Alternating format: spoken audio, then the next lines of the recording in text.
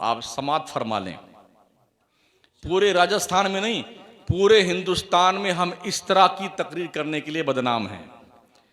बहुत सारे मौलवियों के चेहरे का रंग बदल जाता है जब मैं स्टेज पहुंचता हूं, इसलिए कि मैं वहीं पर हाथ रखता हूं जहां पर जख्म होता है। खामखा एंटीबायोटिक दवा दे दे करके गुर्दा फेल करने की मेरी आदत नहीं है सर। हां, जो मर्ज है, अगर यहां मर्ज है, टेबलेट से ठीक हो तो ठीक है, वरना इसको यहीं से काट दो ताकि ये नासूर न बन जाए। तो लोगों का हाजमा खराब हो जाता है बेटों का, कुछ तो स्टेज छोड़ के भाग जाते हैं और कुछ तो अरे क्यों बुलाते हो शमसुद्दीन को, तुम्हारी कब्र खोदने को बुलाते हैं शमसुद्दीन को। जिस दिन ये मौलवी सुधर गया ना, मौलवी सिर्फ 10% से 15% मौलवी ठीक है, माफ कीजिएगा सर, इसी बिरादरी का मैं भी आदमी हूं। 10 से 15% तक मौलवी काम करता और ठीक मौलवी है। 80% मौलवियों का हाल इतना खराब है कि पूछो मत साहब, कुछ लेना देना नहीं। ये हमारी डुगडुगी है, ये हमारी दुकान है, ये तुम्हारी दुकान है, बस इसी में अपना बाजा बजाते रहो रात भर और दिन भर बैठे हुए। हमारी यूनिटी क्यों नहीं है? हमारा अकीदा एक है, मसलक एक है, मशरब एक है, मंजिल एक है, रास्ता एक है। हम एक क्यों नहीं है बनामे सुन्नी? क्यों एक नहीं? अपने अपने पीर की डुगडुगी बजाए, पीर साहब मरदूदों, कान खोल के सुन लो। वो उस तरह के मौलवी जो इस नेचर के हैं। अल्लाह ने हमें दीन की तबलीग के लिए पैदा किया है, पीर की तबलीग के लिए नहीं पैदा किया है। पूरे कुरान में किसी पीर का जिक्र नहीं है और हदीस की किसी किताब में किसी पीर का जिक्र नहीं है। अगर है तो मुझे बता दो ला करके। पीरी मुरीदी का रीजन क्या रहा है, जरा इस पे गौर कीजिए।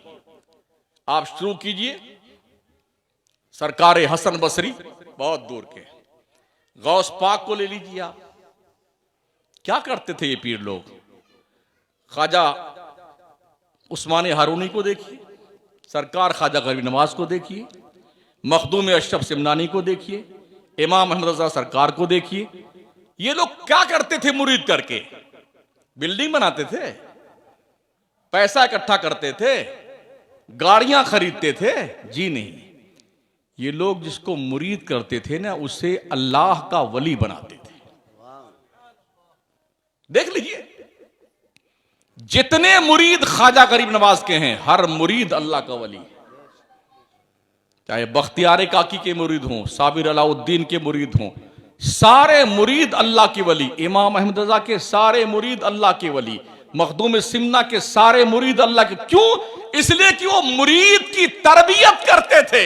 इसलिए मुरीद नहीं करते थे कि पीर का बंगला बने, एक कोठी बने।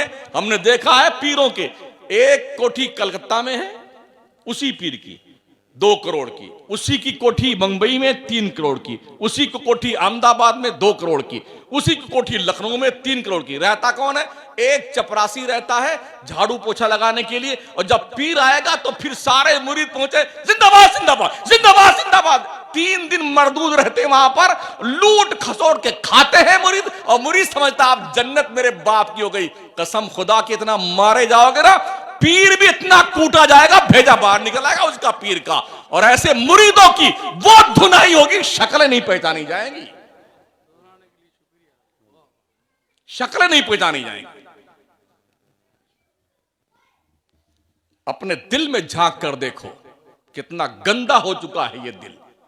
हरामखोरी, बेईमानी, लूट खसोट, गीबत, चुगली, बुराई, ये सब की आमाजगाह हमारा दिल बना हुआ है। अल्लाह वाले क्या करते थे?